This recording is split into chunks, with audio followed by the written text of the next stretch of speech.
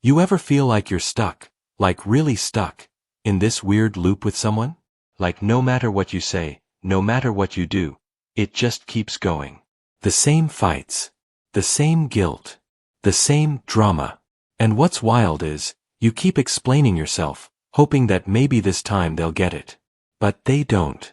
Or maybe they pretend to, for a bit, and then it's right back to square one. Sound familiar? That's what we call a toxic cycle. And here's the truth.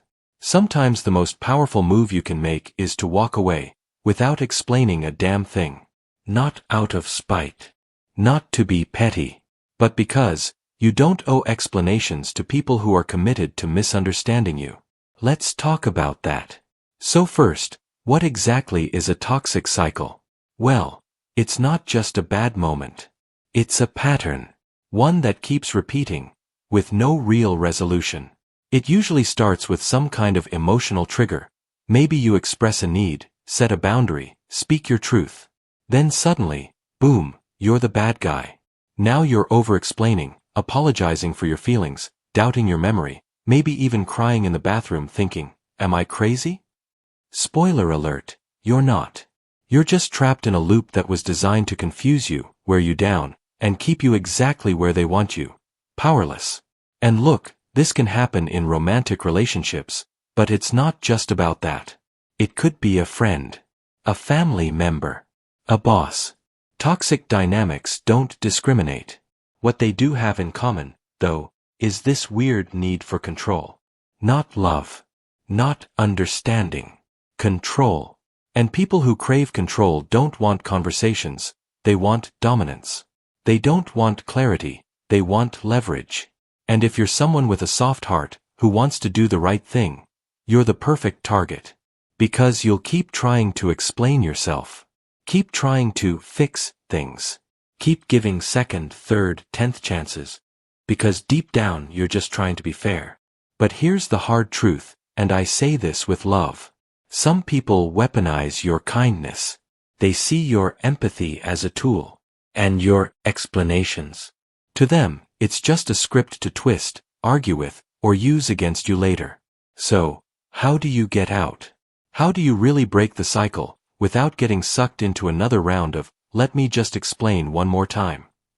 You stop explaining. But listen, when you keep explaining yourself to someone who doesn't actually want to understand, you're not seeking peace anymore, you're seeking permission. Permission to leave. Permission to feel valid. Permission to be free. And guess what? You don't need it. You are allowed to walk away from a conversation that's going nowhere. You are allowed to protect your peace. You are allowed to say, this is no longer healthy for me, and just exit. No dramatic goodbye. No bullet point email. No last emotional monologue trying to make them see your side. Because if they wanted to see it, they would've by now. Let that sink in for a second. Now I get it, this isn't easy. Especially if you were raised to be the peacemaker. Or if you were taught that being good means being endlessly patient, endlessly forgiving. But there comes a time when staying silent, or staying small, or staying to explain yourself one more time, is no longer noble. It's just self-abandonment. And that's not what you're here for. You're here to grow. To heal, to love without fear, to live a life that doesn't drain you every 5 minutes. And toxic cycles. They don't just take your energy, they take your identity. You start forgetting who you are. You second-guess everything. You lose that spark, that joy, that sense of being grounded in yourself. But the moment you stop trying to convince someone of your worth, that's when you start to remember it. Let me tell you something that changed my life when I heard it. Closure is a solo act. You don't need their validation. You don't need their apology. You don't need them to understand. You need to understand yourself. Why you stayed. What you learned. What you're no longer available for. That's closure. And it doesn't come from long, drawn-out, emotional talks with people who have shown, over and over, that they don't respect you. It comes from silence. It comes from space. It comes from choosing you. Now, Does that mean you never speak your truth? But there's a huge difference between expressing yourself and explaining yourself over and over to people who don't care. You can speak your truth once, calmly, clearly, and after that, your only job is to protect it. Let me give you a simple metaphor. Imagine you're holding a beautiful painting. It's a piece of your heart, your story. You show it to someone and they scoff. They say, "I don't get it. It's ugly. Do it again." So you go home. You repaint it. You try again. You show them again. Still ugly, they say. "What's wrong with you?" So now you're up all night, repainting, reworking, explaining every brush stroke. But no matter how many times you redo it, they never see it. They never want to. Now here's the plot twist. It was never about the painting. It was always about control.